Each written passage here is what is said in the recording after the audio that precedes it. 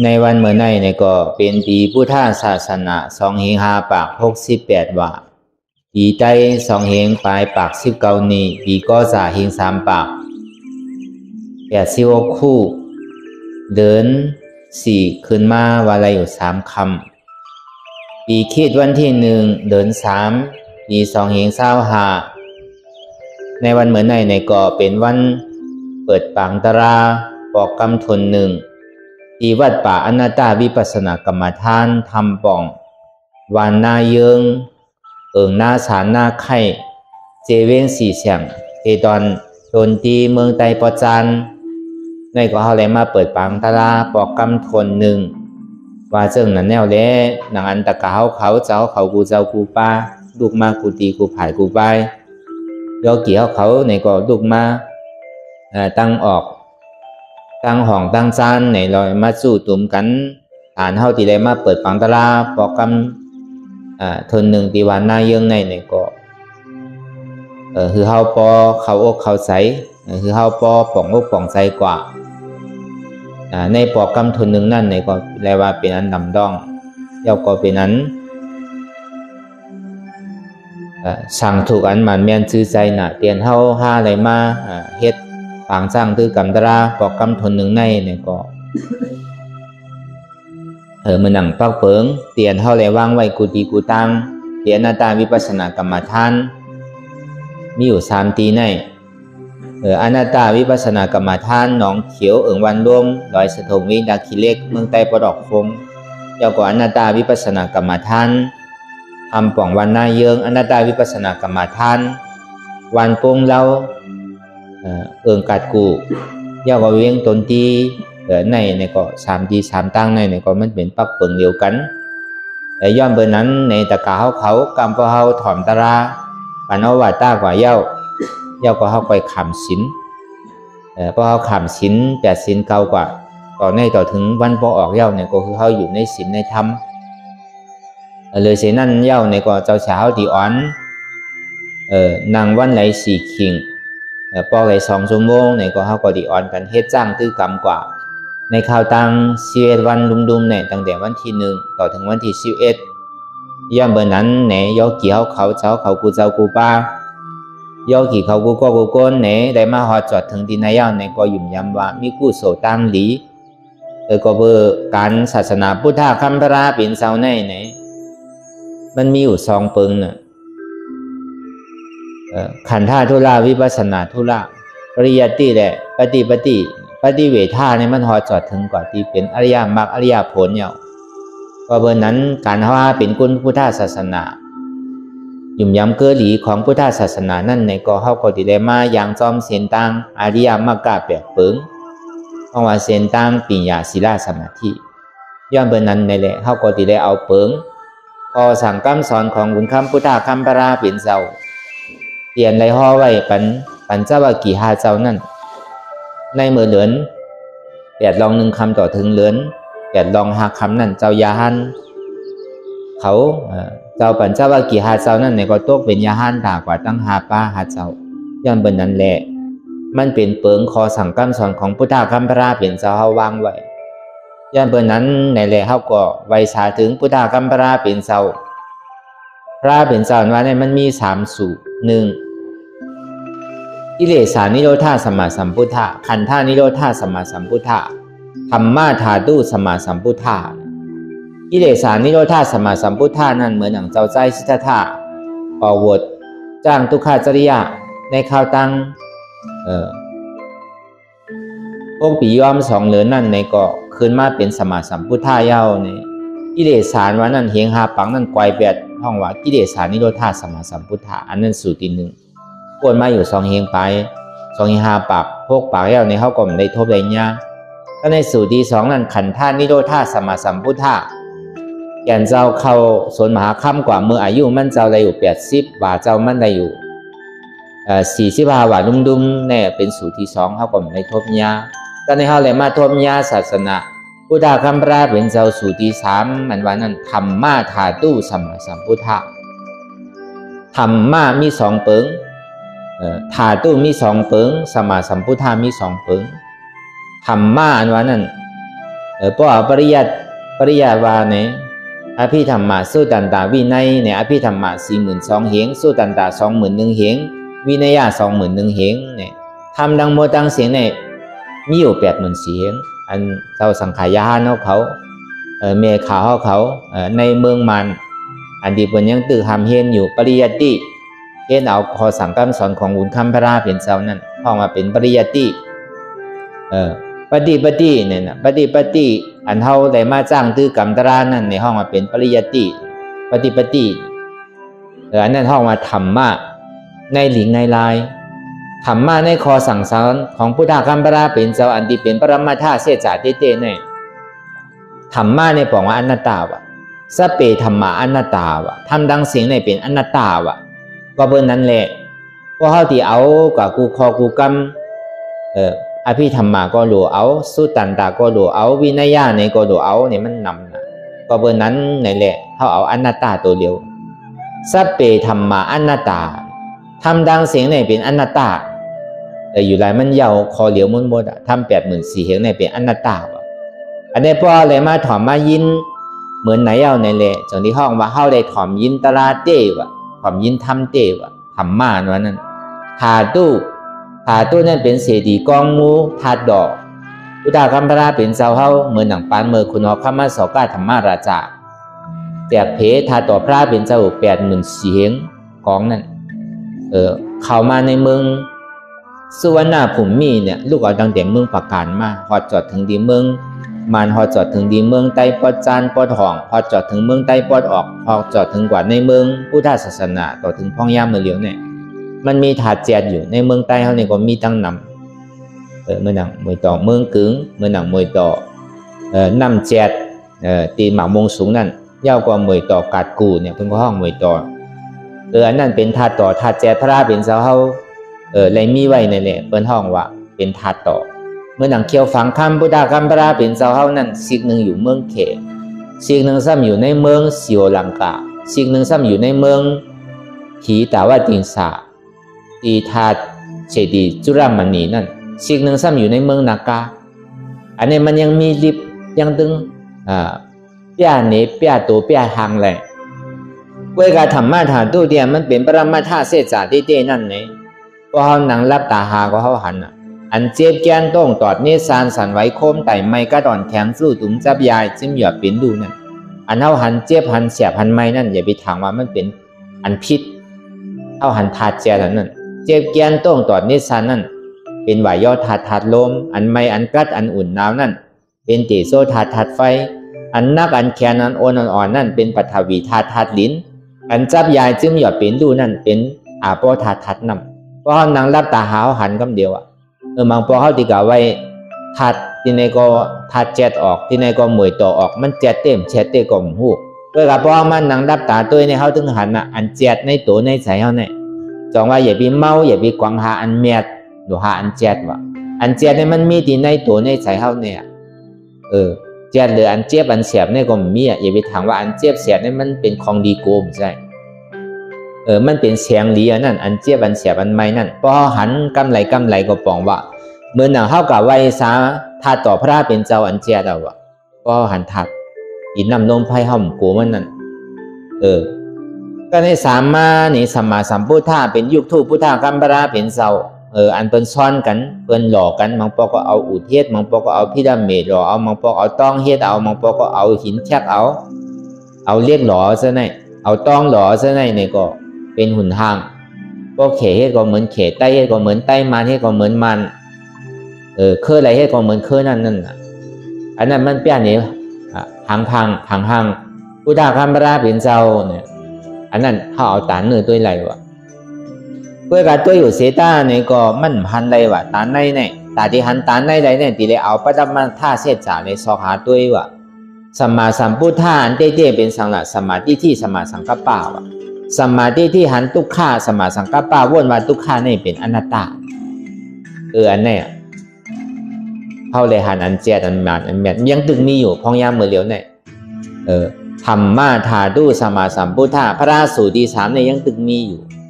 ธรรมะเพราะอะไรถ่อมได้ยินอนัตตาในป่องมาธรรมยังตึงมีอยู่ธาตุเพราะหันเจ็บแกนต้องตอดเนสัน สั่นไว้โคมไต่ไม่ใกล้อ่อนแข็งสู้ถุงจับยายจึงหยดเป็นตู้หันอยู่ผู้อยู่โหมโจมตัดนิยอมหับมันใดย่ากว่าวางเหตุหักเงาอจองมันชอคือหาเหตุหักเงาอจองมันใดย่ากว่าวางเป็นอนัตตาอะไรนั่นไงอันในปองว่าเขาเลยทบยาธรรมะถาดูถาต่อสมาสัมพุทธะสมาธิที่หันทุกข้าสมาสังกัปปะวนว่าทุกข้าในเป็นอนัตตาอันเนี้ยเขาเลยทบยาพระเป็นเจ้าสุติสามย่ำไปตายย่ำไปเอานี่ป่านเถอะยังถึงมีอยู่ก็เลยให้ท่านหันอธิษฐานดูเฮ็ดมันแม่ก็อย่าพี่เขาซุ้มตื่นเขาลูกดีไก่ใบดียาวมาพอจอดถึงดีว่านั้นหน้าตาทำป่องวันหน้าเยื่องเย้าในก่อคือเขาบ่เลยเอาแสงปอกอย่าไปเอาหมากหินรับผ้าอย่าไปเอาอันที่มันเป็นแก้วเป็นแสงปอกโดยเลยเอาแก้วเอาแสงปอกอันนี้เขาเอาแก้วเอาแสงเอายาจนะมาผักปันตะกาวันหน้าเยื่องเขาตั้งแต่เขาได้มาอ่อนโหโทนาได้มาออกทูตต่างกวัดยางเขามาถึงตีแผ่นดินในเมืองวันหน้าเยื่องในก่ออันนี้ก็ในข้าวตังหู4 ปีปลายมาในก่อเลยว่าในทำป่องวันหน้าเยื่องเข้าในก็เป็นเตียนเฮืองเปิงใส่มาเต้ก้อยกาเปิงหลวงมันในเต้ก็เจ้าเสียเต้ก็มีรองตั้งยังอ่านไว้ว่าวันนาทาปลายมาในเฮาตีเป็นเฮาตีเฮ็ดเป็นตีเตกรรมฐานนางคือแหละกวนดังนำดังเสียงนางคือแหละกวนกูเจอกูเคอกูภาษาเฮาเยือกย้อยว่าเป็นไตเป็นปลาโอเป็นมารเป็นสังกูภาษาเพราะเป็นกวนพุทธศาสนาในมีส่วนใดส่วนเป็นแต่ที่ได้มาจ้างคือกรรมตระเฮาเฮ็ดฮับตับว่าอันนี้มันใจคือเฮาฮับใจเฮาใจว่าเป็นในงานเย่เฮาใจว่าเป็นสิปอยเย่ใจว่าเป็นดูมู่เย่เฮาในเป็นภาษาเย่เปิงหลวงมันในเฮาเอาการศาสนาเป็นเปิงหลวงก็เบอร์นั้นในเจ้าชาเฮาก็ฮอดจอดถึงมาในกาวตั้งโอกำเดียวก็โดนเนาะเพราะ3 ปี 4 ปีปลายเท่านั้นแหละตีอันเจ้าชาได้รัดตีตะกะวันหน้าเยื่องเฮาเนี่ยก็เฮาตีไรพอวันเปิดปังตะลาเฮามาพอเยาตัวดีงามมาเยาในซึ้งตะกะกูวันกูเมืองตั้งออกตั้งโต๊ะตั้งหอนตั้งจานเมืองไทยก็ใครมากเวลาเป็นมาอยากแต่บอกหลายวันมาเต็มจังหวะที่มากง่ายหนังเก่าก็เบอร์นั้นในวันในโขงเฮาในกอตะกะเฮาเขากูปอกูเฮิรนกูวันกูโขงเมื่อหนังตะกะเจเวงสีเสียงวันบางมงสูงวันกุ้งสุดเขาวันหนองลมอันนี้ก็เป็นเหมือนเป็นปีเป็นน้องเหมือนเป็นปอเป็นเมเฮาก้อนหนึ่งอยู่รายแรกปางเปิดปางตะลาเฮากำในกอตะกะเฮาเขาเลยมาปันว่าปันเฮียงเดสังเดือเสียนั่นในกอเหมือนหนังจอยในศาสนาพุทธคัมภาระเป็นเจ้าเฮาที่ได้เฮืองเพิ่งใส่กว่าวันตาเมื่อนันตะกะเวียงตะเคียนเรียกเขาเลสังเมืองศาสตร์เลสังเมืองย้อนเลสังในก็เป็นคนลูกตีไก่ไปตียาวมาหนังเก่า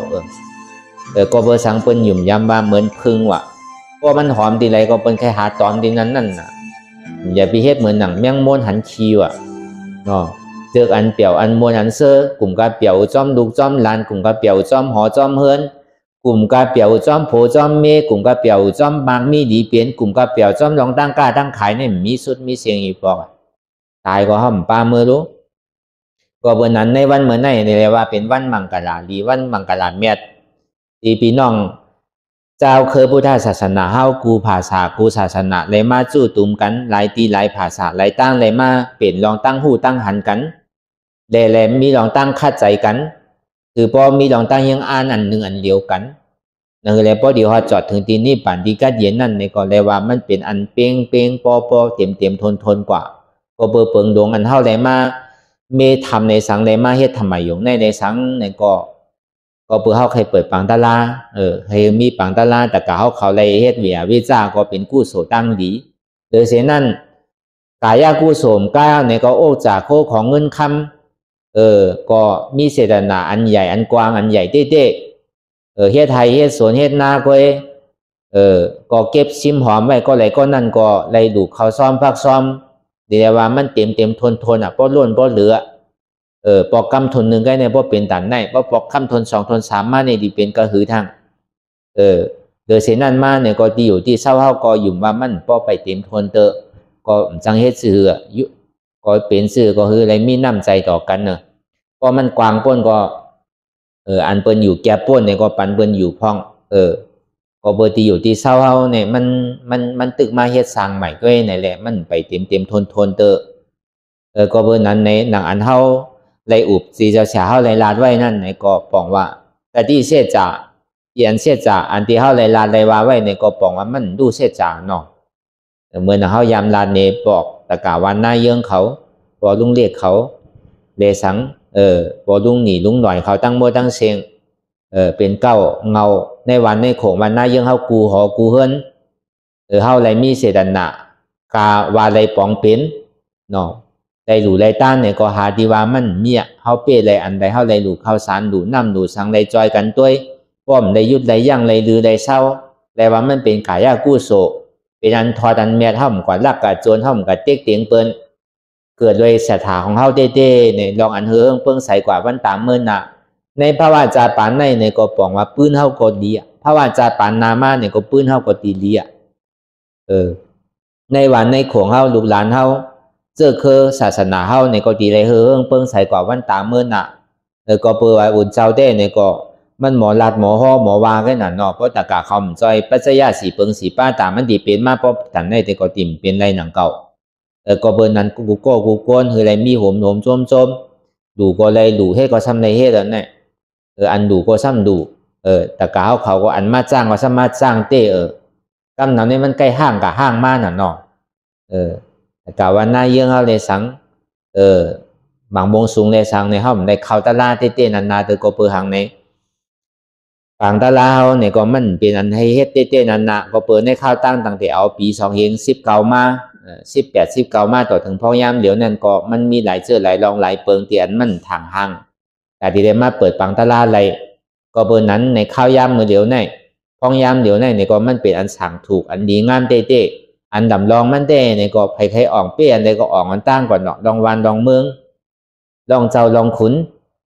แต่มันย่อมสุดเสียงอีบอกอันลำลองมันได้เฮาโดอ่องเป้ใจเฮานั่นเนาะก็ใจเฮาก็เย็นซ้ำสาแต่มันดีกว่าเฮ็ดลองตั้งสุกซักโอนมอลองตั้งอันตีเฮ็ดถือแจกคือจัดคืออันยุงสุกซักก็มันมีอ่ะนะอันลำลองได้เฮาโดดหมอตึกต่อกิเลสาของเฮาเนี่ยอันเนี้ยมันเป็นตัวไอ้ใหญ่ๆลำลองพอเฮาปีกับปีสิผมมีหลายอย่างเนี่ยก็เป็นอันกัดเย็นเสื้อสากว่าพอเฮาไปปิดไรในเฮาที่ได้ปันตรงเรียกลายค่ายกว่าตายเอาเกิดเอาตายมีมือยาวมือสุดมือเสียงอีกบอกมันง่ายๆอย่างเก่าเฮามาเกิดมาเป็นพระว่าก้นแต่เดขึ้นมาเกิดเป็นก้นก็ง่ายเกิดมาเป็นก้นยาวซ้ำดีเลยมาทมยาศาสนาพุทธคัมภราเป็นเสาก็เป็นอันหยาบทมยาศาสนาพุทธคัมภราเป็นเสาเย้าในตานเฮาตีมีใจหยุ่มย้ำศรัทธาในคอสั่งกำสอนพุทธคัมภราเป็นเสาก็เป็นอันหยาบมีใจหยุ่มย้ำศรัทธาเอาตานเฮาดีไรมาถ่อมตราเสจานวันนั้นก็เป็นอันหยาบถ่อมเย้าหนังคือเฮาพอดีมีใจศรัทธาเฮาดีได้จ้างตื้อกำบ้วนจ้างตื้อกำกว่านั่นก็เป็นอันหยาบเต้ๆแบบก็เบิ่นนั้นอันเฮาได้มาอยู่ที่ในองที่ในป่องบ่าหยาบหาหยาบในเป็นอันง่ายรวมกว่าตั้งปึกตั้งโมตั้งเสียงเอาเลยเสียนั่นในก็เฮาโดมีลองตั้งคาดใจมีลองตั้งคาดทันทานกว่าในข่าวต่าง11วันในพอดีว่าเต้อันเฮ็ดเต้มีเก่าวันด้วยหนังเก่าวันเหมือนให้มันสอนนั่นเนาะวันออกก็ยาวกันน่ะอันเท่าไรเฮ็ดเต้ก็วันทน2ต่อถึงวันทน10กันน่ะอันเท่าไรเฮ็ดเต้เพราะว่าเต้มีเก่าวันแกอันเท่าไรเฮ็ดเต้อย่าไปโกอันเจ็บอันโกนอันคืออันเมื่อยเนี่ยมันเป็นของเลียนั่นพอเฮามาเพื่อไว้เมื่อเหลียวในพอเฮาเปลี่ยนมาในเฮาหมอไว้วางใสเฮาที่ห้องหาปอหาเมห้องหาปีหาน้องหาลูกหาหลานก็เหมือนใจมาเป็นใจต้อซาใจดำใจกำก็ตายกว่าในตั้งกว่าเขานิ่มกว่าตั้งดีถ้าที่คืนตั้งเหนือซ้ำลงตั้งไตก็เบอร์นั้นในเหมือนอย่างเขาดงเฮอลำเดียวกันเขาขี่เฮอลำเดียวกันก้นหอเฮอก็มีเขาโดดคัดเย็นในหนังเฮอกว่ากันใจว่าเขาลาลีหอกับฮังกวยรู้ก้นหอมันก็มีก็เขาก็มีเขาที่กูสังอย่าไปกลัวว่าเขาโดดพายเฮอกว่าที่หนังพอดีถึงขุนตั้งปุ่นดังคือกาหม้อข้าผ้าว่าข้าวิหม้อข้าอาวิจาหม้อข้าลงสีเมเนี่ยพอดีสุดเสียงเก่งกว่าเนี่ยพอดีคำป่นกว่าตั้งเฟือกผังปุ่นคือพอสุดเสียงเก่งกว่านั่นเนี่ยก็มันก็มีเดียนเฮาพาตั้งโมตั้งเสียงนั้นมีดองตั้งคัดใจห้างไผ่ห้างมันก็เบอร์นั้นพอเขาอยู่ห้างกล้วยเฮ็ดห้างกล้วยจ้างห้างกล้วยกำห้างกล้วยเนี่ยมันนับต่อมันง่ายมันเฮ็ดหยาบก็เบอร์นั้นในเรื่องเขาจึงเรียกมาอ่อนกันในขี่เฮือล้ำเดียวกันกว่า นั่นคือมันตีกว่าลมๆง่ายๆนั่นคือมันปกติหลอดๆเลี้ยวๆพอเขาตึกพาอยู่พอเขากึ่งกลางแหวนของมันตีโจมนั่นน่ะเนาะพอแหวนตัวก็โจมนำอ่ะมันเป็นสังอ่ะมันมาจุงจันกันมือหลู่เขาแต่ว่าเขาเท่าเขาเฮ็ดไรตาลาเนี่ยอันเป็นเท่าเดี๋ยวเขาก็ซ้ำมีอ่ะกำเนี่ยเขาซ้ำว่าเขาปีน่ะพอมาตัวกับตัวมาอันเป็นปีเดี๋ยวเขาก็ซ้ำมีอ่ะกำเนี่ยเขาว่าเขายอมน่ะอันเป็นยอมเดี๋ยวเขาก็มีอ่ะกำเนี่ยมันก็จุงจันกันกว่านั่นน่ะเป็นเฮ็ดไรก็เขาเฮ็ดไรกว่าอาสากเป็นเก๋เป็นยังเฮ็ดไรอาสากเป็นหนุ่มเป็นยังเฮ็ดไรเมื่อก่อก้นเท่าพอตัวเขาพอเท่าพอแต่ในเขาผมมีหลองตั้งยืนห้าลูกอ่อนเปิ้นยังเฮ็ดไรเปิ้นเป็นลูกเป็นหลานเฮาก็แน่เฮาสิอายตัวเฮาหน้านี่ก็มันก็ดีเป็นแฮงใจเฮากว่านั่นน่ะก็ในก้นหนุ่มซ้ำก้นเฒ่าเปิ้นยังเฮ็ดไรเมื่อก็เปิ้นกว่าหยาบก็กว่าหยาบกินหยาบกว่าหยาบอันใดว่าเป็นอันก้นอันขึ้นเมื่อเปิ้นยังเฮ็ดไรเฮาเป็นก้นหนุ่มแน่เฮาย่ำตันนั่นแน่เฮาดิก้านก้นเฒ่าเนี่ยมันสร้างถูกว่านี่ก็มันติจุงจันกันกว่านั่นน่ะก็เป็นวุ้นเจ้าก็เหมือนนั้นดังเก่าก็เฮ็ดเนี่ยตะกาเปิ้นเนี่ยเปิ้นยังมีศีลมีธรรมเหมือนเฮาเมื่อก่อนเปิ้นยังเฮ็ดไรเปิ้นยังเอาศีล5ศีล8ศีล9ไว้เนี่ยอันเฮาเนี่ยมีอยู่ศีลก็เป็นสมณเณรเนี่ยมีศีล10ก็คือกวางเต้ๆมีปากปลายก็ศีลเจ้ายาหาเนี่ยมีอยู่2ปาก27เนี่ยเก่าเนี่ยมีศีลนำบ่แต่เนี่ยเก่าที่ก้านก้นมีศีลเกก็เนี่ยมันคือเอาเนี่ยมันก็ดีมีลองตั้งคัดใจมากเป็นก้นหอก้นเฮิรนก็เหมือนนั้นดังเก่าเปิ้นเป็นบุญเจ้าเนี่ยเปิ้นยังเฮ็ดไรเฮาเป็นก้นเฮาซ้ำเฮ็ดไรเนี่ยเฮาดีอายบุญเจ้าจังว่าพอเฮามาอยู่จ้อมกันจ้างจ้อมกันดื้อจ้อมกันเนี่ยมันมีอันแตกกันนั่นน่ะมันก็เฮ็ดให้เฮามีดองตั้งคัดใจมีดองตั้งหาทานกว่าวันตาเมื่อนานนั่นตอนนี้กว่าต่อถึงอันเฮาที่ได้จ้างดื้อกรรมตาลากว่านั่นก็เปิ้นนั้นในวันเหมือนในก็เป็นวันมังกรอันที่เฮาว่าได้มาจู้ตุ่มกันในข้าวตั้งหลายปีเมืองเอาเตียนห้อมได้มาเปิดปังตลาดเต้ๆตั้งแต่กัดกูเลยสังตีหน้าเยื่องเลยสังเขาก็อ่านไว้ที่เปิดหลายปอกหลายกำเนาเนี่ยก็มันเป็นเปิดเพราะว่าในหน้าเยื่องเขาก็หางแห่นไว้ตั้งแต่มือออกว่าหางแห่นหนังเลยมันปกติมีที่อยู่ที่เศร้าหนังปกตินางตลาดอะไรนั่นเนี่ยก็เขาก็คนในวันในโขงเขาก็มีเจตนาปล่อยพาว่างกันลองส่วนตัวเลยมาเหตุการณ์ศาสนาพุทธคัมภราเป็นเจ้าเฮิรนไหลเฮิรนนั่นเพราะอะไรก็นั่นก็หย่อนก้านข้านอันมีเจตนาหลู่เติกดินนาตีรักฐานแน่ในก็หาดีว่ามันมีแน่แต่กาเขาก็หันหนุนอันเท่าไรมาจ้างตื้อกรรมในมาเหตุการณ์ตลาไรมาเปิดปังตลาคนหลายวันหลายเมืองหลายโขงก็ก็ซ้ำจมหลู่จมตันเนี่ยก็เป็นกู้โซใหญ่นะในหลู่เติกดินนาตีรักฐานเนี่ยเมื่อหนังอนาถาปิ่นนี่กาซาเทเนี่ยมันใครหลู่เติกดินปันพุทธคัมภราเป็นเสาอันวันนั้นมันซ้ำกับย้อนที่ขุนเนี่ยมันขายมันวะมันปันวะพวกเมื่อใครก็เสือเอาอะไรเนี่ยวะเสือเอาโยมใจเอาค้ำเสือวะพวกเมื่อใครก็เอาค้ำเสือเอาอะไรเนี่ยวะมันก็เอาค้ำมาเสือเนี่ยมันนำหนากับเนี่ยมันว่าเขาต้องป่าเมื่อรอเนี่ยพวกเมื่อใครเฮ็ดจองวัดเต้เนี่ยก็เมื่อที่ได้ใช้ชื่อเก่าเพราะเป็นเช่นนั้นเนี่ยเขาพร้อมอยู่เนี่ยวะอันนั้นถ้าปิ่นเนี่ยชื่อเติงดีนั้นว่าเนี่ยเอาค้ำไม่เสือเอาอะมันที่ได้กู้โสบ่คือนั่นจังว่าอันเฮาแต่กะเขาวันหน้าเยิงอะไรมาดูเติกดินในศาสนาพุทธคัมภราเป็นเจ้าอันว่านั่นมันตีเป็นปืนดีกว่าวันตาเมื่อนาปุนตาก้นตั้งน้ำหลายตีหลายตั้งหลายผายเพราะอะไรมาจ้างตื้อกรรมตลาดหลายตลากว่าในกู้โสตั้งเดียนเฮาเลยดูเลยตั้งเนี่ยหาที่ว่ามันเมียแต่ว่ามันเต็มทนเกิดมาพระวาจาปันใดก็ตาตีอึบตีอยู่ตีเศร้าตาตีอยู่ตีหยาบตีผึดตีแก่เนี่ยมันเมียได้อยู่อันกัดเย็นเพราะกายอย่าไปใครเกิดแล้วเนาะสิที่เขามาให้การตะล่ามเกิดแล้วลูกอย่าไปสุดท้องมุมมองใครเกิดแล้วพอตายก็ขึ้นเมืองผีเชียงตีเกียรสุดมันถ้าไปถึงนี่ป่านก็เขาเป็นซอดาป่านนอนตั้งที่ได้แอวกว่าจำป่วยในเมืองผีหกโค้งก็เป็นซอดาป่านในเปี่ยวนาวก็ป่นตายเมืองพระบาโกเนี่ยขึ้นเมืองผีก็ไหนเพราะว่าทางเจี๊ยจ่าจากนี้เอานี่ป่านนู้เพราะว่าจอดถึงเมืองผีว่าอริยาเขาเนี่ยเต็มกว่าเชียงนางวิสาขาเขาอนาถาปิ่นนิกาซาเทเขาคุณอคำปิ่นพี่สาราเขาเนี่ยเต็มกว่าในเมืองผีเชียงเปิ้นก็มาถ่อมตะลาเปิ้นก็มาให้การตะลาเขาก็ดีเลยกับโทษเขาสินั่นเฮ็ดก็ก้นเมียวหือก็เป็นก้นเมียวนั่น พอเฮาเฮ็ดก็เส้นตั้งพุทธคำพระเป็นเจ้าก็เฮาก็สิได้อยู่จอมดูฮักพุทธคำพระเป็นเจ้าเปี่ยวได้เปี่ยวมวลเซ่อๆพอจอดถึงเมืองผีป้อมไปใครอ้วนเดินเนี่ยก็มันปอกขึ้นตั้งหลังเอาวะก็เป็นอาดิยาเนี่ยช่างว่ากับใครก็เกิดเพราะเขาจำดีตายมาในขุนผีเขาในส่งล่อตีบมาเนี่ยอยู่ในเมืองผีหกโค้งในส่งมาหับวะก็อะไรก็ใครไรวะอาดิยาเนี่ยนะเพราะว่าเมืองเขาดีตายมาเนี่ยเมืองเขาในแค่เมืองเนี่ยขุนผีเมืองจตุมหาราชิกาเนี่ยก็ส่งล่อมันมาหับวะขุนผีในเมืองแต่ว่าติ่งสารนั่นก็ส่งร้องมาหับวะขุนเมืองยาหมานั่นก็ส่งร้องมาหับวะขุนเมืองตุสิตานั่นเนี่ยก็ส่งล่อติบมาหับวะขุนเมืองปรินิมิตาสวัสวัตถีได้สังนิมานราตีได้สังเนี่ยเขาใครเมื่อชั้นใดก็ไรวะเวกาพอมันมาเต้เนี่ยคือเมื่อจันสุตุสิตาวะจันตุสิตาเนี่ยอริยานำหนาหนออาลองเขาจะก็มีนำหนาวะเมื่อนังพระเจก้าพุทธาเขาเนี่ยอยู่ที่นั้นมั่วๆอันที่ได้มาเป็นพระราเล็กนั่นเมื่อนังเจ้าอริยเมตไตรนั่นในก็มีอยู่เมืองตุสิตายต่อถึงพ่องย่ำมือเหลียวมันแคมบอกก็คือละเพราะก้นหลีก้นเมียตันว่านั่นคุณพีเขายังใครไรน่ะกำเนิดในเขาสัมดีเมื่อที่ไหลพอคือหลีได้เมืองตุสิตานี่หลีได้เมืองเมืองจันทนสีเมืองนั้นในเปียวหนาวผีอริยาก็น้ำหนัก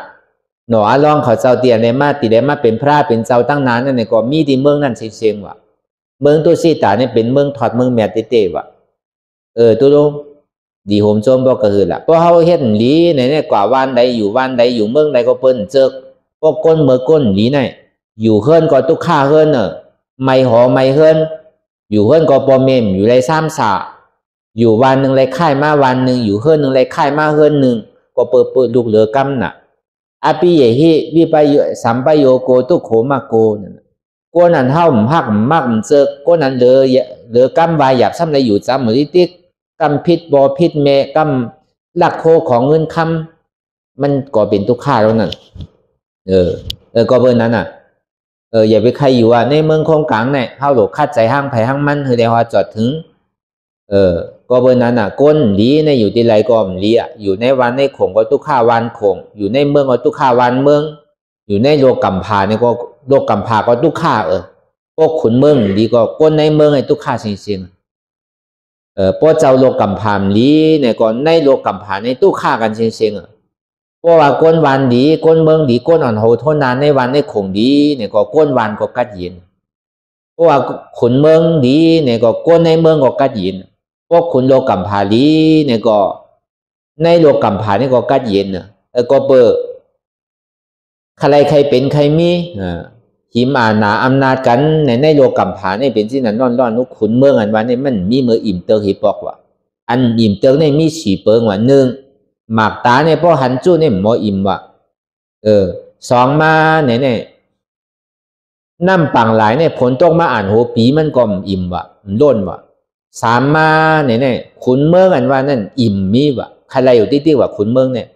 กวนบางมีหลีเป็นขุนเป็นเมืองนั่นใครเงินอยู่ติ๊กๆว่ะใครอองตีอยู่ติ๊กๆว่ะนางเฮือแผ่นดินเมืองเนี่ยตีกว้างตีใหญ่เนี่ยคัดใจให้ถึงมันไหลติ๊กๆว่ะมีเมื่ออิ่มว่ะขุนเมืองก็ในปิญญาซี่ในถอมตะล่าเมื่อไรเฮ็ดตะล่าเมื่อไรก็หมออิ่มว่ะคือเขาเป็นก้นก้อทนสีเหมือนเขาไม่ให้การตะล่านั่นน่ะอย่าไปอิ่มเพราะไม่ให้คำไหนคำไหนเนี่ยว่าปอกติมาได้การปอกในได้จังเฮ็ดซื่อเหือเปิ้นห้องก็จังเฮ็ดเปิ้นมาเฮ็ดในวันในโขงเขารู้พอเฮามานังเฮาที่อายตะกาวันตั้งนอกปีว่าสิ้นนั่นน่ะเปิ้นลูกตีไก่ไปที่ยาวมาอ่านหน้าเปิ้นจังเฮ็ดเหือเพราะเฮาเฮ็ด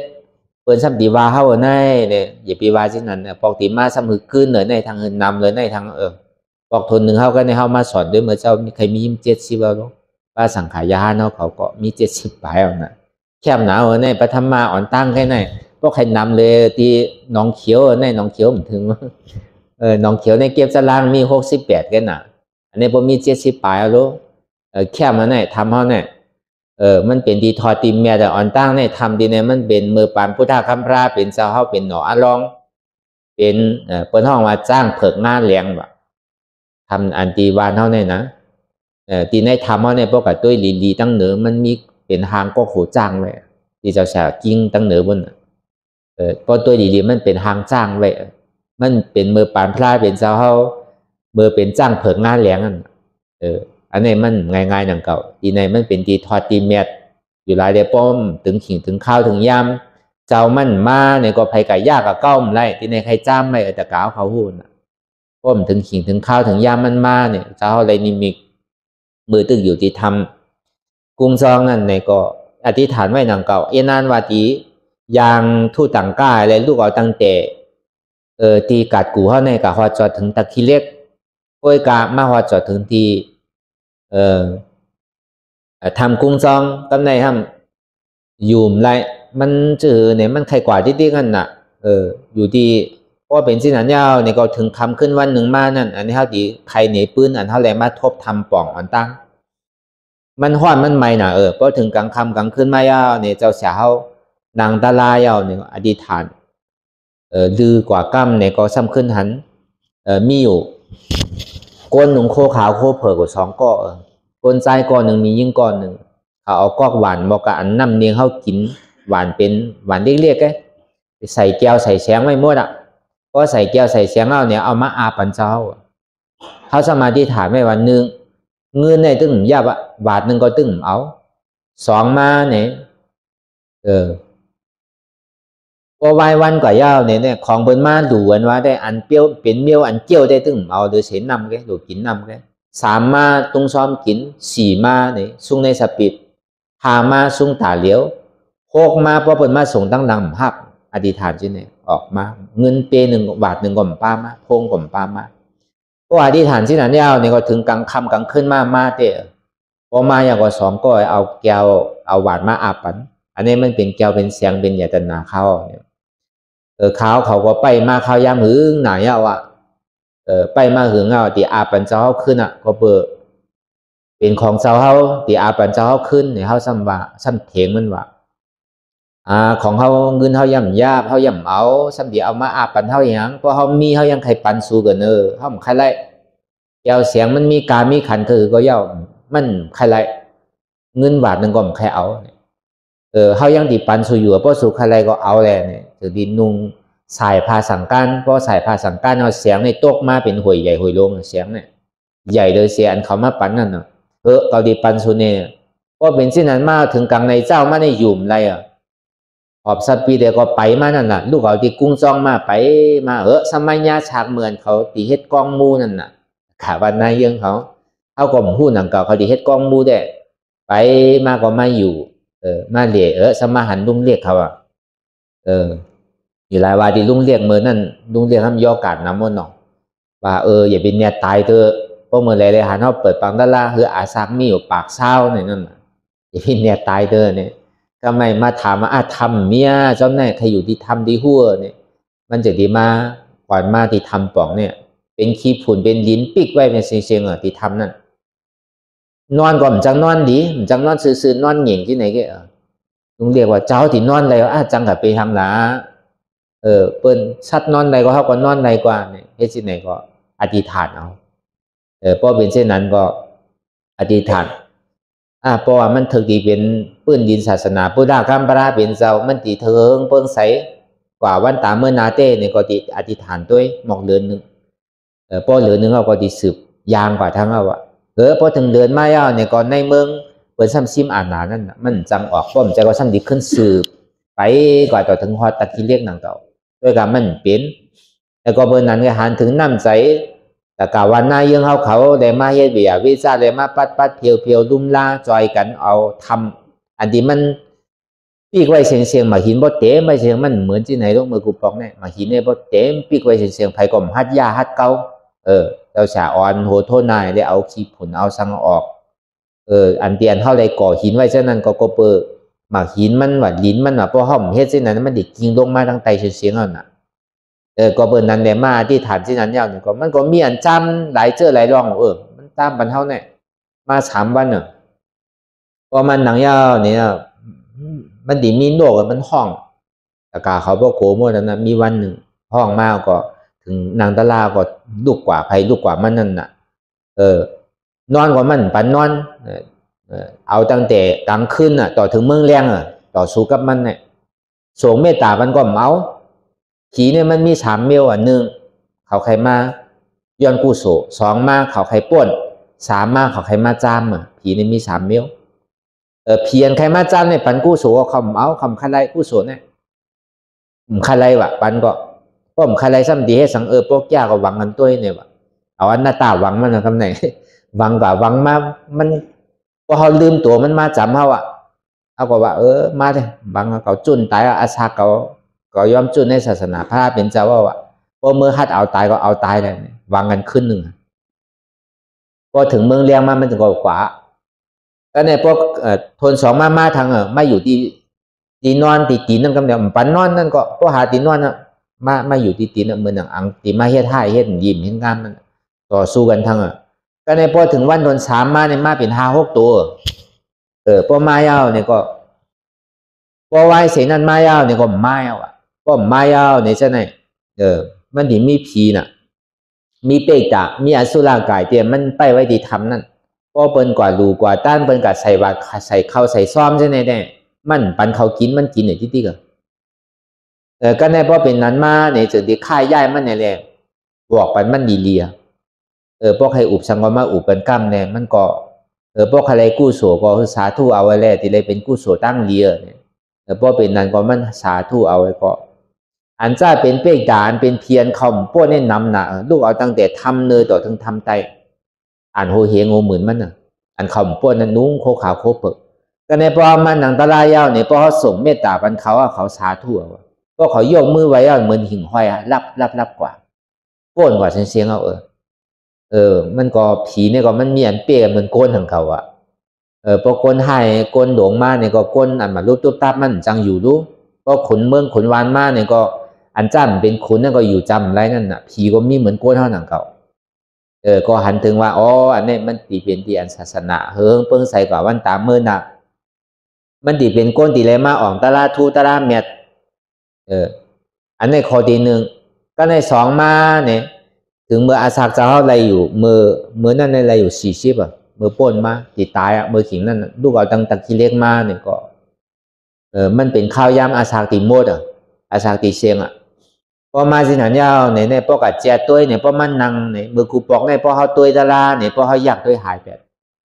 พอเขาออกเต่าตั้งพอก้นพอขึ้นมาเนี่ยพออยากตัวหายไปยาก่อนเนี่ยมันโดนได้กินยาสังก็เนี่ยเปลี่ยนเช่นนั้นพอเขามาตัวมันซ้ำกับอยู่ห้างมันนะเพราะเขาลืมโตเนี่ยมันซ้ำปอกมาเฮ็ดปะเนาะมันเจ็บนอนก่อมไรนั่งก่อมไรมันขันใจน่ะเพราะเขากับกวดตัวในบนห้องว่าไอหยงจ้อเนี่ยมันเป็นเส้นเลือดทับสายเลือดสายไอหยงจ้อนั่นน่ะไขมันในเส้นเลือดว่ะเวลากินยาซื้อก็หายกำนึงสุดมากก็ตายแล้วเนี่ยมาจ้างตื้อกำตะลาดีเหนือทำนั่นนั่งกับในข้าวตั้ง8 ชั่วโมงตัวเนี่ยเพราะลำเชียงมันขาวตัวเนี่ยพอกำพอลำกับเหมือนก้นที่ตายพอเป็นนั้นมายาวเนี่ยก็เป็นคือก็เป็นตายก็ปล่อยมันตายเนี่ยพอเป็นที่นั้นยาวเนี่ยก็พอมันหนังตะลาในข้าวตั้ง8 ชั่วโมงมันแตกไปแต่อันล้ำนั่นพอแตกไปตอนในตัวตั้งในเนี่ยขาวไปเสียงพอเป็นนั้นมากมันจะดีมีก้อนหนึ่งมาลัดเนี่ยตีเต้ได้อาศักจะเขาในชุดเดียวเนี่ยตีเต้ในโหลดตายเมื่ออาศัก40เนี่ยกำในได้ตายเจ้าเนี่ยว่าป้วนเนี่ยว่ามันดีตัวกว่าทั้ง2ปูนเนี่ยว่า42ปอกใครอยู่ว่าโยปากเศร้าเนี่ยบอกคันได้ว่าเท้าน่ะนอกเพราะปากเศร้าเนี่ยแค่ดีเหลือใจโยอันนี้ก็มันเป็นที่อ่องมินเป็นที่เจ้าชาเฮาอะไรมาอาศักไรรอตินเนี่ยป้อมใจก็ตายเต้อาศัก40เนี่ยที่ทำเนี่ยอะไรมาตายที่ไหนอะไรมาเกิดใหม่ขึ้นที่ไหนขึ้นก็เบอร์นั้นในแหละมันเป็นอันทูซ่านในเต้ในทำปองเขาเนี่ยมันมีทำปองมันมีทำปีกก็เหมือนเขามาข่าวอธิษฐานเมื่อกระเถงนั่นน่ะเมื่อปีใหม่ใต้นั่นน่ะวันที่1ต่อถึงวันที่10นั่นคืนกับตั้งเนือแต่กะเขาหันยกคืนกับต่างวันต่างคงดิมหันเตอะคืนกับตั้งเนือกับอธิษฐานดีเนือนั่นน่ะทำปีกก็มีทำปองก็มีถาตะลามันแคบน่ะเนี่ยเพราะว่าวันหนึ่งในเขาว่า3 ขิงในเขาที่นั่งดินเนี่ยเพราะว่าขิงไหว้วันมาเนี่ยเขาติขึ้นกันตั้งเนือเขาติเลยถาตะลาอีกหนึ่งเนาะมันก้นขึ้นหยาบอีกหนึ่งก็เยื่อเอาอีกหนึ่งเขาเอาทานมานี่หนึ่งนั่นน่ะมันเป็นอันทั่วอันซ่านไว้ที่ไหนเนี่ยย่อมเบนนั้นในแหละมัน เจ้าเฮาได้มาโทมาย่างได้มาสร้างศาสนาได้มาปิ้วศาสนาที่วัดป่าทำปองนาเยืองในก็มันเป็นอันทอดอันเมียนอันแคมยุ่มยำว่าวันนาทาไปมาอริยะเนี่ยมันดีเกิดนำทีไหนเพราะเขาเลยมาเปิดกรรมฐานทีไหนที่ติ๊กเพียนเขามุงบ้องไปป้วนเตอเนี่ยก็เขาตีได้ป้วนกว่าพีมังก็มันใครป้วนมันยำอาซักมันไปเช่นน่ะเพราะเขาอยู่จั่นจำเนี่ยเพราะเขาพูดจักเอาศีลเอาธรรมพูดจักสาธุอนุโมทนาเนี่ยเขาซ้ำขึ้นกับอยู่เนื้อต้นไม้แต่เป็นลูกข้าเทวลานั่นน่ะอันใจเป็นลูกข้าเทวลาเนี่ยเพราะว่าเขาเลยมากำศีลเนี่ยมาเฮตลาจอมเฮาเนี่ยซ้ำขึ้นกับก็อยู่เมืองผีบนเป็นอากาศเทวราผีก็สมันหนังตะลาหนังเก่าก็เบอร์นั้นเนี่ยอันห้อมหันเนี่ยมันมีตั้งนำก้อยกำเมี่ยมหันก็ลานเนี่ยกันก็พวกแคมเนาะก้อยกำมันมีเตเลลานเนี่ยนั่นน่ะก็เบอร์นั้นในตีกว่าตีมาลองอันทำป่องวันหน้าเยื่อนั่นเนี่ยก็คือตะกาเขาอันไปหู้นั่นก็หึงก็หู้กว่ามันเป็นอันแคมมันเรียบอันทุชานไว้ย้อนเบอร์นั้นในแหละมันเป็นทิ้งขาข้าวยามมันจำขึ้นมาวนขึ้นตั้งหลังว่าอ๋ออันก็เลยเอาภาสังการมาฉายเนี่ยบอกว่าวันนาทาไปมาในเยตนาแก้วเมีย3เปิงเนี่ยมันดีเลยเฮืองเปิงใส่ที่ไหนพระเยตนาตระเยตนาสังขายเยตนาแก้วเมีย3เปิง3ป้านั่นน่ะมันดีเลยมาเฮืองเปิงใส่ที่ไหนในโกนบันโกนของโกนกูดีกูผ่ายกูป้ายเนี่ยมันดีมากันดีเลยมาจ้างตื้อกรรมกว่าเพราะที่ไหนมันกัดเย็นที่ไหนมีเมืองดูเมืองต้านที่ไหนมีเมืองสิงเมืองทำกว่าโกนบันโกนของกัดเย็นไล่หลู่ไล่ต้านซ้อมการตาลาก็เลยจังคือกำซ้อมโกนก็เกินมาลองอยู่ลองเศร้าลองไวลองสาลองหยุ่มย้ำเกินหลีลองหินแย่ลองกว่าลองไปกูเจอกูลองมันโตแตกมามันใจว่าลองป้ายลองกูตลาดเลยภายลองกี่ก็มันดีโตแตกขึ้นมาห้างไปห้างมันนั่งเก่าก็บนนั้นในตะกาวเขากูวันกูเมืองกูคงได้มาหอจอดถึงตีวันนายยังทำปองเนี่ยก็เป็นพวกห้อมมีกู้โซมีปรมี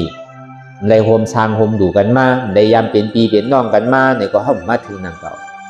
เขาก็ยามเกิดยามตายมาที่ไหนในหลายปอกอ่อมมูดู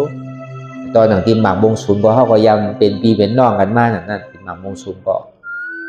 ยามในอยู่ในเศร้าที่นั้นมาเนี่ยก็คือพวกเมื่อป้นมาไหลเฮงปีก็เขาว่าเขาผมต้องเลยแต่หันมีไว้ที่นั้นเหมือนถังทำปองหน้าเยอะเนี่ยก็เขายามเป็นกวางว่ะยามเป็นพานกันนะโคนเนี่ยยังเป็นเกี่ยว่าปัญหาลืมโตเถิดเนี่ยถ้าซ้ำเป็นพานนั่นน่ะก็อยู่ในธรรมการรักษาในธรรมเลี้ยนเดี่ยวอยู่ในวันในคงอันจ้าเป็นมูเซอร์เขาสัมพันธ์หาซ้ำลืมเขาซ้ำกว่าการรักษาไว้ดีในธรรมนั่นยามเป็นกวางเป็นพานมันนำน่ะเลยไม่อยู่ที่ไหนโคนเนี่ยเป็นเกี่ยก็เบอร์นั้นจังวันหลังอันวันนี้มันเรื่องลำกำพีน่ะเพราะการมันเย่ากับเสต้าเนี่ยก็ต้องมาเพราะห้อมไปยามเป็นปีเว้นน้องไปเป็นอันห้อมไปเลยเฮ็ดเลยสร้างไปยามเตะยามสร้างเนี่ยก็นับตัวง่ายๆอย่างเก่าแต่ดีมาเฮ็ดมาสร้างแต่ดีมาจ้างคือกรรมแต่ดีมาอ่อนโหดโทษนะแต่มาพวกปองศาสนาเนี่ยก็มันใจว่าเป็นของง่ายๆอย่างเก่าเนาะแต่การในวันเท่ากูวันกูข่มกูเมืองเนี่ยก็เลยพร้อมเสียงเปี้ยงปากกว่าเป็นน้ำหนึ่งใจเร็วกันกว่าก็เปิดตาที่ให้เป็นน้ำหนึ่งใจเร็วกันกว่าในเดือเสวะให้มันเป้ลีว่ะงอเนี่ยมันเป้ซื้อว่ะถีเนี่ยมันเป้ปันว่ะเป็นใครให้ซื้อให้ต่อเขาหนูดีก็เป็นที่ติ๊กว่ะคำนึงส่วนมากก็มันใครให้คือก็มันดีลีไว้หนึ่งครับมันใครกดใครงอซื้อก็อย่าเขาหนูซื้อกับมันที่ติ๊กว่ะมันใครถีเกิดถีเขาหนูปันมันที่ติ๊กว่ะคำนึงส่วนมากก็มันข่มขามในก็การเลยจกหนึ่งเก่าอ่ะอันนี้เป็นไล่ตึกต่อศาสนาว่ะอันนี้ฮะว่าเสียตะกากูก้นเนี่ยก็ในวันเมื่อไนี่ก็เป็นวันมังกรดีวันมังกรแม่เป็นวันเปิดปังตลาปอกกำทนหนึ่งในคำขึ้นวันเมื่อไในนังกาเจ้าเขากูเจ้ากูป้าย่อกี่เขากูก้นกูก็ห้างไผ่ห้างมันเรียกว่าที่มีเราตั้งคัดใจกว่าวันตาเมื่อนานนั่นต่อในกว่าต่อถึงวันที่ชีวิตในก็กูก้นในอย่าอธิษฐานดูมันอันย่อกาตั้งเจ็บตั้งไม่ตั้งเป็นเฮาเป็นนั่นในก็หายหมดละเพราะไม่การตลาเนี่ยอันห้อมเป็นย่อการในตัวในใจเขาก็มันตีหายทำก่อไรเนี่ยพอบุญเขาเขียนไว้รู้อนัตตาสุดยอดทำก่อไรใครก่อหายตายก่อดอดยอดก่อสุดพุทธหากโหโกอ่ำมีเขียมจับลาบอ่ำโลโคอ่ำหอมล้อมนี่ปั่นหยาดใช้แรงว่ะในปอทมยาตารางเขาดิเป็นที่นั่นนะก็วันนั้นในกูเจ้ากูป้ากูก้นหนังอันกลางใจมุงมองสุดต้อง ใครเป็นใครมีนั่นเนี่ยก็คือมีลองตั้งคัดใจให้ท่าทางทางไทยให้มันเลยพอหอจดถึงตีนี่ป่านกระเดียนนั่นห้างหาดำกาขันไพ่สกรรมเลยจ้าน้อง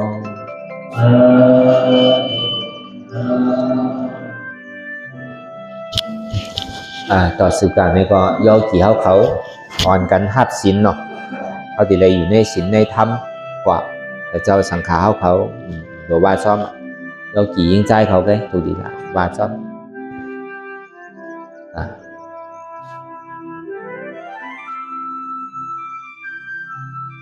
ว่าจอมเจ้าฉากก็แล้วเอาไงสาธุอิมังอุปสถาสีลังนาวาสีลังอธิฐามิตุติยามปิสาธุอิมังอุปสถาสีลังนาวาสีลังอธิฐามิตาติยามปิสาธุอิมัง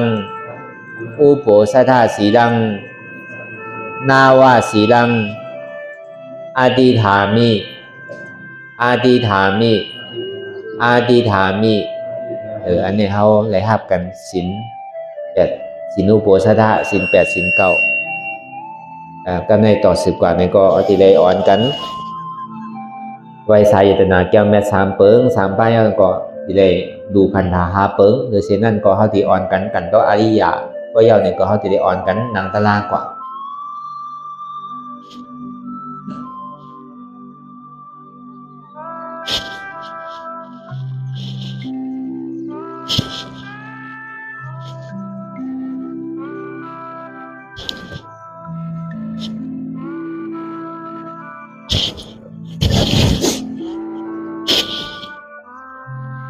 ก่อนที่นำปฏิวัติบุกรรมไหนเท้าเผาพร้อมกันไว้สายเยรนา3เจ้าก่อนในว่าจอนเจ้าชายพุทธังที่พุทธาเจ้านั้นผู้เสมีเข้าขาไว้ขาออกธรรมังที่ธรรมานาตาเจ้านั้นผู้เสมีเข้าขาไว้ขาออกสังฆังที่อริย8เจ้านั้นผู้เสมีเข้าขาไว้ขาออกต่อสึกเขาดีเลยดูคันธาเปิงดีพระตระสังขารก่อนอิมาหังอัตตาภาวังพุทธัสสะปาริสาสามิกาดีคันธาหาเปิงปีแงบในดูด้านพุทธาเจ้าเฮาอิมาหังอัตตาภาวังธรรมัสสะปาริสาสามิกาดีอันทาหาเปิงปีแงมในดูตันธรรมะสาวเฮาอิมาหังอัตตาภาวังสังคัสสะปาริสาสามิกาดีอันทาหาเปิงปีแงมในดูตันอาริยสังขารเจ้าเฮาก็สื่อการนี้เฮาดีเลยกันต่ออาริยเจ้าเขากูเจ้าก่อนอาริยเจ้ากูเจ้าค่ะในยามมือไหลก็ดีอันข้าวผู้เสแลตั้งกามลง3เปิงไล่วนทิศไล่ลาทิศไล่ทิศมาซื้อนั้นแค้นต่อปลดปล่อยวางความปั่นข้าวเขาอย่าให้เบนอันตรายลงอันเฮตาบมาโคนิบาตนั้น สกรรมดีคาโนสาธุสาธุสาธุรายการนางอนัตตาวิปัสสนาภาวนาหันยอดธรรมอนัตตาในไหนอ่อนดังสุดในก็เอานางขาไก่กุดขากว่าทับต่างขาซ้ายก็ไรอย่างนั้นขาซ้ายทับต่างขากว่าก็ไรมือสองคอนต่างทับก็要ไว้ตัวสื่อเอพิเคียงเอพิยันน่ะก็要ในเขารับหูเนื้อเปิดวิญญาณปิญญารับตาเนื้อเปิดตาญาณปิญญาอยากด้วยที่มันน้อวิญญาณธาตุใสเตียนเฮาผู้นั้นไหนเสียนั้นในเตียนมันพูดบอกเกิดขึ้นเป็นมาคือเอาหมอวางเป็นอนัตตาไหนก่อนดังเอาไปหันเจ็บไปหันทุกข้าไปปองใส่เนื้อหน้าด้านในเกาะตัวดีโดมถือใส่เขาอันดังถือใส่เขายาวๆถือใส่ออกยาวๆถือใส่เขาเรื่อยๆถือใส่ออกเรื่อยๆเขาเกิดออกได้เขาเปลี่ยนออกลูกปองเกิดแบบตายไหนใส่ว่าเขาว่าตัวดอกๆลายๆเงี้ยเขามีหยาดตั้งหันถือใส่หยาดตั้งวนถือใส่หันสะบอดีมันนำมาอุปเปิงแล้วตั้งเด็ดเสียวต่อไปที่ไหนมีอะไรพองหลังไหนที่บาเปลี่ยนเฮามีเอาเตียนเอาอุปเปิงพองไหนเนี่ยเขาย่อมออกในกลมใดออกย่อมเข้าในกลมใดป้องย่อมเวียบในกลมใดเวียบย่อมในป้องขึ้นในกลมใดจิตเตมันในใครเขาว่าหูอันป่องแจงแรงใส่ว่าตั้งแต่เสียวต่อไปที่ไหนมันใจของเฮาอย่างนี้เสื่อลองมันเป็นอนัตตาอยู่ใจพ่องใจบิววนดึกวนเลยเป็นเรื่องเป็นล่างมันยินอยู่หยาบขั้นคันใจซ่าเสียงหนีวนตั้งหลังของตั้งหน้ากับปยากรบนสังตั้งหลังก้นมานั่นนี่ก็เหมือนหนังก้นตายกันหนังเก่าตั้งนานนั่นนี่ก็เหมือนหนังก้นนอนหลับบนสังล่านั่นนี่ก็เหมือนหนังก้นตาบอดที่มันพ่องปิวกาวากาเบนนั่นนี่ยอดเบอร์สังยอดวาดใสในเกาะอ่ำใจของเฮามันเป็นอนัตตาสามารถมังขิมังข้าวมังย่ามในก็เปรียวเปรียวมุนเซ่อมีอยู่โกโกมังขิมังข้าวมังย่ามในก็ขี่ใจมองใจมันดีใจหุบใจให้ใครห้องใครธรรมดาของโลกล้อก้านั่นเนี่ยมันเจอสุขามันโกทุกขาอันนั้นธรรมดาของโลกล้อก้านั่นทุกขามันปอมาในก็อ่ำโกสุขาปอมาในก็อ่ำจมอุเบกขามันปอมาในก็อ่ำขั้น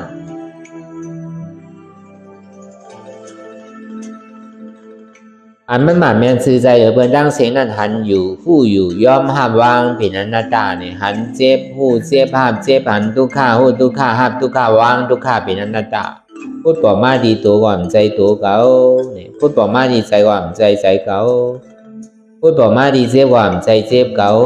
มันเป็นอนัตตาหันอยู่ผู้อยู่ย่อมห้ามวางเป็นอนัตตาหันเจ็บผู้เจ็บห้ามเจ็บหันทุกข้าหูทุกข้าห้ามทุกข้าวางเหตุเจ็บเหตุทุกข้าเป็นอนัตตาเหตุเจ็บเหตุทุกข้าเป็นสังเป็นหัวเกาเจ็บเป็นขาเกาขึ้นเป็นต้องเกาเจ็บเป็นเอวเกาเจ็บใจเกาเจ็บหนักเกาเน่เจ็บหนักอันนี้เป็นเหตุทุกข้าเหตุสุขานั้นเป็นสังมีโหมมีขามีมือมีโตมีใสมีเจ็บมันเป็นอนัตตาในก็เขาวนยาวขายาเหมือนอย่าไปว่าไพ่หนักอย่าไปว่าเทิงเปิ้นตีหนาเขาหันกอเดียนเขาวนกอดิ้งพอเพ่งเพียงกันกว่าว่นต่อถึงเจ็บนั่นพอสุดว่นต่อถึงทุกข้าพอสุดตัดต่อถึงอัตตาพอโตพูดขาดกว่า